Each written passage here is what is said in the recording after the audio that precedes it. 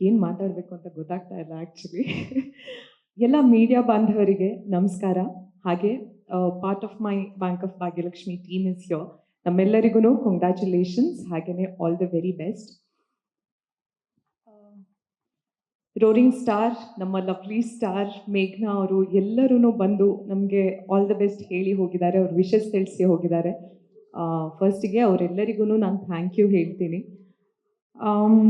ನಿನ್ನೆ ನಾನು ಆ್ಯಕ್ಚುಲಿ ಮಾರುತ ಪ್ರೆಸ್ ಮೀಟ್ ಇತ್ತು, ಅಲ್ಲಿ ಎಲ್ಲ ಮೀಡಿಯಾದವ್ರ ಜೊತೆಗೆ ಮಾತಾಡುವಾಗ ಹೇಳ್ತಾ ಇದ್ದೆ, ನನಗೆ ಯಾರು ನಿಮ್ಮ ಕಾಂಪಿಟಿಷನ್ನು ಅಂತ ಕೇಳಿದ್ರೆ ಸುಮ್ಮನೆ ಹೀಗೆ ಇಲ್ಲ ನನಗೆ ನಾನೇ ಕಾಂಪಿಟಿಷನ್ನು ಅಂತ ಹೇಳ್ಕೊತೀವಲ್ಲ, ಹಾಗೆ ಹೇಳ್ತಾ ಇದ್ದೆ.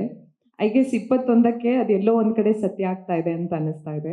ನಂದೇ 2 ಸಿನಿಮಾಗಳು ರಿಲೀಸ್ ಆಗ್ತಾ ಇದೆ.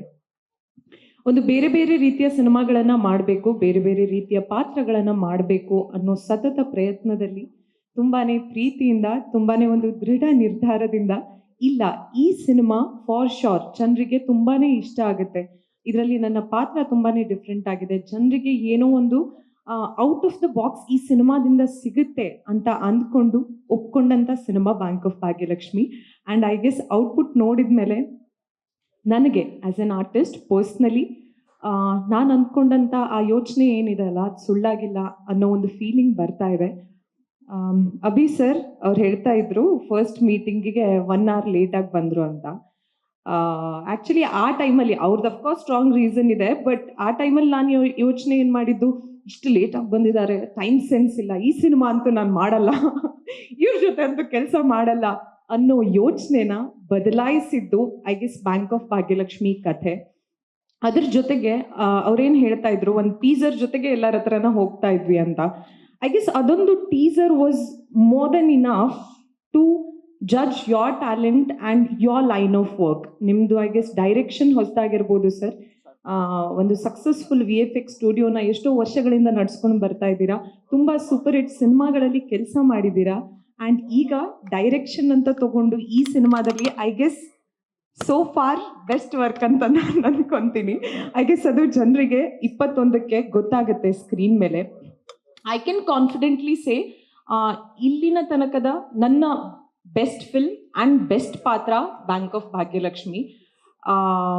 ಆ್ಯಂಡ್ ಎಲ್ಲರ ಬಗ್ಗೆನೂ ಅಫ್ಕೋರ್ಸ್ ಹೇಳಲೇಬೇಕು. ಅಭಿ ಸರ್ ನಮ್ಮದು ಸೆಟ್ಟಲ್ಲಿ ಅಭಿಷೇಕ್ ಅಂತ ಯಾರು ಇರ್ತಾರಲ್ಲ, ಐ ಗೆಸ್ ತುಂಬಾ ಕಾಮ್, ತುಂಬಾ ಪೇಷಂಟ್ ಅಂತ ಅನ್ಕೊತೀನಿ. ಅವ್ರ ಕೆಲಸದ ಮುಖಾಂತರ ತಮ್ಮ ಟ್ಯಾಲೆಂಟನ್ನು ತೋರಿಸುವಂಥವ್ರು.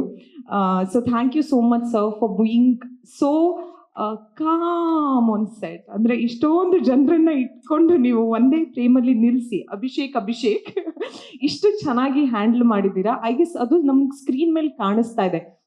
ನೀವಷ್ಟು ಕಾಮಾಗಿ ಇದ್ದಿದ್ದಕ್ಕಾಗಿ ನಾವು ನಮ್ಮ ಬೆಸ್ಟನ್ನು ಕೊಡೋಕ್ಕಾಯಿತು ಸಿನಿಮಾದಲ್ಲಿ.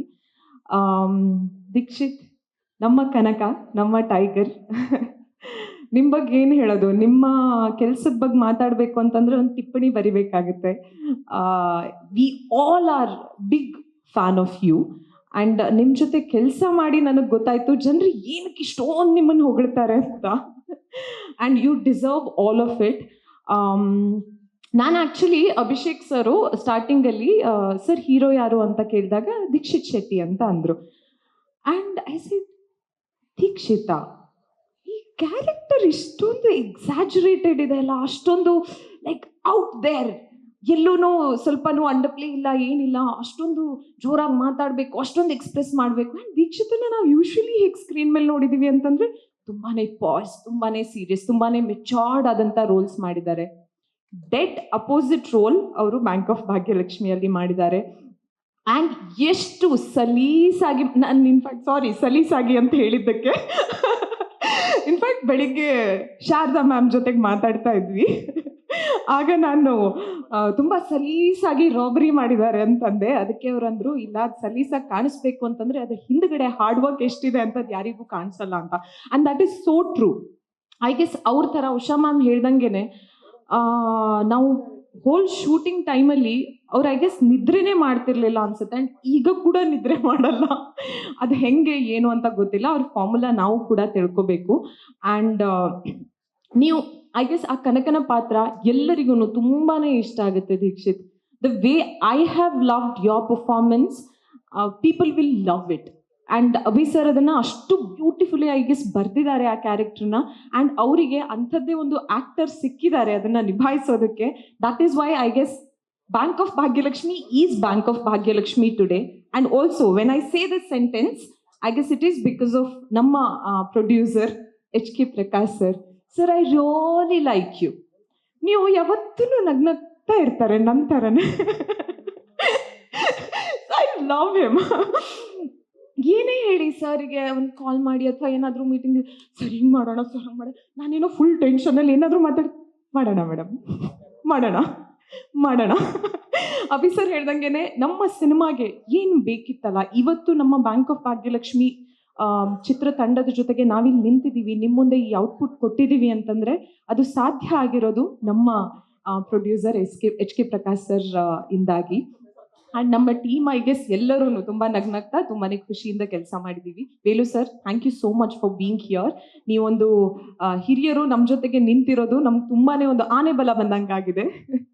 ಆ್ಯಂಡ್ ಯಾವತ್ತೂ ಬಂದು ಇಷ್ಟೊಂದು ಒಳ್ಳೆ ಮಾತಾಡ್ತೀರಾ ನಮ್ಮ ಚಿತ್ರತಂಡದ ಬಗ್ಗೆ ಆಗಿರಲಿ, ಎಲ್ಲರ ಬಗ್ಗೆ ಆಗಲಿ. So thank you so much. Movie ಬಗ್ಗೆ ಕೂಡ I heard from you that ತುಂಬ ಚೆನ್ನಾಗಿ ಬಂದಿದೆ, ನನಗೂ ಎಕ್ಸ್ಪೆಕ್ಟೇಷನ್ ಇದೆ ಅಂತ ನೀವು ಹೇಳುವಾಗ ನನಗೆ ಪರ್ಸ್ನಲಿ ತುಂಬಾ ಖುಷಿ ಆಗುತ್ತೆ. ಬಿಕಾಸ್ ನೀವು ತುಂಬ ಮೂವೀಸನ್ನು ನೋಡಿದವರು, ತುಂಬ ಎಕ್ಸ್ಪೀರಿಯನ್ಸ್ ಇರೋರು, ನಿಮ್ಮಿಂದ ಇಂಥ ಮಾತುಗಳು ಬಂದಾಗ ಐ ಗೆಸ್ ಅದು ನಮಗೆ ಆ್ಯಸ್ ಐ ಸೆಡ್ ಆನೆ ಬಲ ಕೊಡುತ್ತೆ. ಉಷಮ್ಮ ಎಲ್ಲರನ್ನೂ ಮಕ್ಕಳ ಥರ ನೋಡಿಕೊಂಡು ನಮಗೆಲ್ಲ ಅಷ್ಟು ಚೆನ್ನಾಗಿ ಗೈಡೆನ್ಸ್ ಕೊಟ್ಟಿದ್ದೀರಾ. So thank you so much.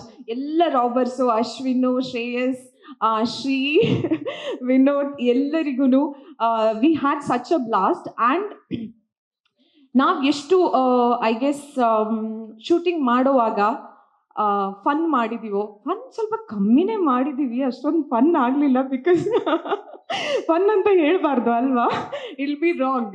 But ತುಂಬಾ ಪ್ರೀತಿಯಿಂದ ಕೆಲಸ ಮಾಡಿದ್ದೀವಿ.